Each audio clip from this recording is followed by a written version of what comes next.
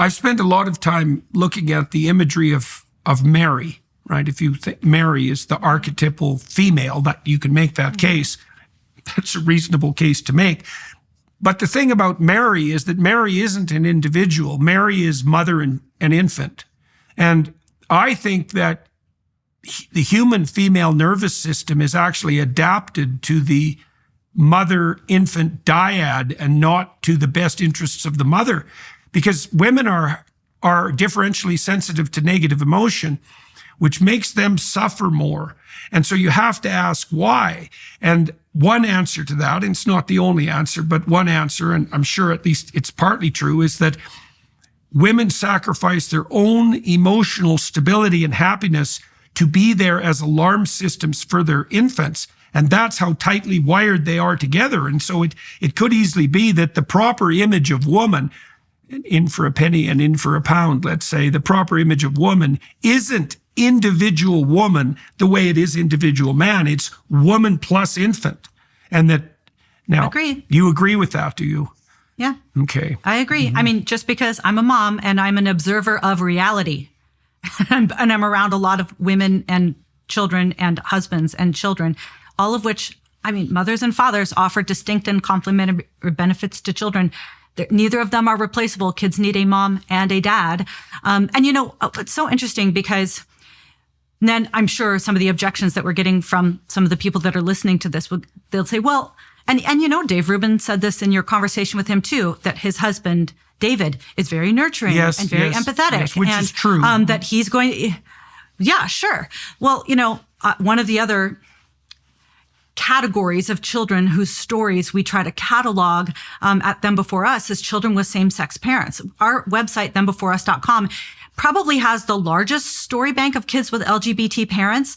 And for a while, I had a very active group chat of kids with two moms or two dads who could just talk amongst themselves. Because I'll tell you, if there's one demographic in this country that's truly in the closet, it's kids with same-sex parents who desperately miss their mother or father, but cannot say that out loud because they are accused of being bigots and homophobes, even by people in their own family. So the place where they can talk to each other is sort of in these anonymous spaces. And there were a lot of those kids who would openly admit, I mean, most of them had two moms. There was only one that had two dads at one point, and they didn't stay too long. But many of them would say, look, I had a femme mom and I had a butch mom. I mean, those words, their words, not mine. And the butch mom worked on cars, shaved her head, was stockier. And the femme mom, longer hair, kind of slim, worked in the kitchen. And I asked them, I said, did any of those butch moms meet your need for a father? And they're like, no, she was my butch mom. And I loved her, or I appreciated her, I respected her, but I craved male love. So this is not the kind of thing where a man can put on sort of a feminine presence. Kids actually want, crave, need, deserve, and have a right to their mother and their father. They don't want somebody that acts masculine or acts feminine, at least from the kids that I know. And obviously, I probably have a slanted sampling because the kids that are coming to me, many of which are going to come after this interview too.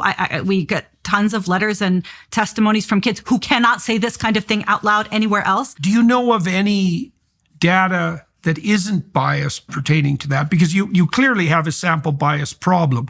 That doesn't mean that the problems that your people are communicating aren't real, but it doesn't allow you to specify, because what you'd really want is a random sample of children with two moms and two dads, and that's going to be a small sample to begin with.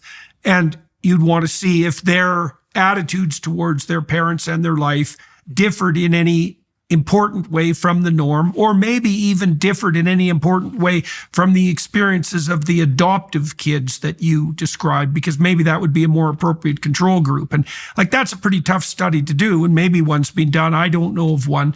That doesn't mean it doesn't exist. But you have your chat groups. They're incredibly rare. Yeah. A quick note on same-sex parented studies. It's very rare to have high quality studies. Interestingly, up until about 2005, there was a consensus among the social scientist community that children made raised by their married biological mother and father fared best in a low conflict marriage. I mean, like that is what they tended to say in unison. And then strangely, in the lead up to Obergefell in those 10 years, there was an explosion of studies that said that kids with two moms or two dads fared no different or even better than kids even raised by better. heterosexual parents. Yeah. Right. And then when you look at it, right, those 79 studies or whatever, many of which used the same data set and then reinterpreted and spun it to create multiple different studies. When you look at them, they all had very serious methodological problems. Like you said, not randomly derived. They were volunteered, recruited. There weren't adequate controls. They were very small sample sizes. They weren't longitudinal. They couldn't replicate them. And most of them had to do with the self-reporting of adults. Like there was even a study that came out last year in Italy, gay fathers, children, did just as well as heterosexual parents. But you look at it and it's like gay fathers report that their children under 10 love having gay dads. I'm like, what you're saying is heterosexual parents are more honest about their shortcomings than gay fathers are. That's what you're talking about there. So it is going to be a long time. Well, first of all, there hasn't been a whole lot of studies since Obergefell, since gay marriage was legalized, because it was very obvious that there was a political push towards advancing those kinds of studies in the lead up to the Supreme Court's decision. Well, and you can imagine how difficult it would be to publish a study that showed negative results, absolutely. man. I mean, your career as an academic would be over. The research journal that published it would be pilloried, like there'd be homophobic hell to pay on every bloody dimension. And so, and that would be assuming you could get it funded. He did this. What's that? Yes, Mark Rigneris did that. He published a study in 2012, and he used the gold standard of, social science. He got randomly derived participants. He asked the children themselves as adults what their outcomes were. Were they more likely to be sexually abused? Were they more likely to suffer emotional distress or depression? Were they more likely to be on welfare benefits? And the no difference study actually turned out to be a massive difference. And he almost lost his job. They came after his credentials. They made his life a living hell. And since then, just like you said, there's been a queering of family studies. And so now you don't get funded unless there is a pre-political conclusion that you've already assigned to, subscribed to, and are advancing through that study. So wouldn't it be nice if we had good data? That would be great. We don't. There's very few studies that apply that gold standard of sociological, social science methodology. Paul Sullins did do it, where he evaluated some government data, and no surprise, those no differences ended up being major differences, especially as it related to things like daily fearfulness, daily crying, higher levels of emotional distress, much higher levels of children who had educational, IEPs, that kind of thing. And why are we surprised by this? Anytime sociologists are not studying same-sex parenting, anytime they're doing any other kind of family structure study, they generally agree that biological parents advantage children in terms of they are more connected, more invested, and more protective of children. They generally agree that men and women offer distinct and complementary benefits to child rearing. They generally agree that losing a parent to death, divorce, abandonment results in child harms. They generally agree that an unrelated adult increases the child's risk of abuse and neglect by a lot. But then suddenly, when there's by a lot, like step parent presence is an unbelievably massive risk factor. It's really quite terrifying. We have a name for it. It's called the Cinderella effect. Like that's how well established it is, and Wilson and Daly, the Canadian they're great too, sociologists. Very, very solid researchers. They're so good. Yeah.